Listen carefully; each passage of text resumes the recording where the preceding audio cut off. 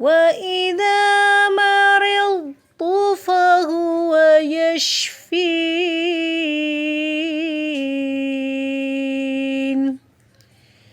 السلام علیکم ورحمۃ اللہ وبرکاتہ. وضو کرنا عیادت کرنے والے کا مریض کے لیے. جابر بن عبداللہ رضی اللہ عنہ کہتے ہیں کہ نبی صلی اللہ علیہ وسلم میرے پاس تشریف لائے اور میں بیمار تھا.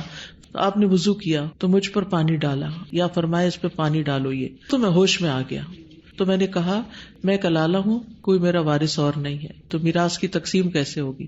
یعنی وارث اولاد میں سے یا ماں باپ میں سے نہیں ہے تو باقی پھر کیسے تقسیم ہوگی؟ تو آیت الفرائض یعنی میراث کی آیت نازل ہو گئی. تو یہاں بنیادی طور پہ امام بخاری جو بات بتانا چاہتے ہیں وہ یہ کہ مریض پر وضو کا پانی ڈالنا چاہیے. جابر رضی اللہ عنہ سے رسول اللہ صلی اللہ علیہ وسلم کو بہت محبت تھی. رسول اللہ صلی اللہ علیہ وسلم نے جب انہیں بے ہوشی کی حالت میں دیکھا تو بے قرار ہو گئے. آپ نے فوراً وضو کیا اور علاج کے طور پر وضو کا باقی پانی جابر کے اوپر ڈال دیا. انہیں فوراً ہوش آ گیا.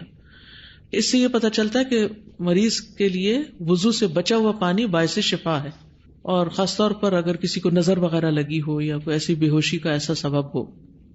تو اس میں آپ دیکھیے کہ یہ وضو کے پانی میں برکت ہے. ٹھیک ہے, اگر کوئی بھی انسان اس طرح کا عمل کرتا ہے تو اس بزرگ کی برکت نہیں ہوگی, وضو کے پانی میں برکت ہوگی. اور کلالہ ایسا شخص ہوتا ہے کہ جو اس حال میں فوت ہو کہ نہ اس کی اولاد ہو نہ ماں باپ ہو لیکن بہن بھائی ہوں. کلالہ جو ہے کلیل سے ہے,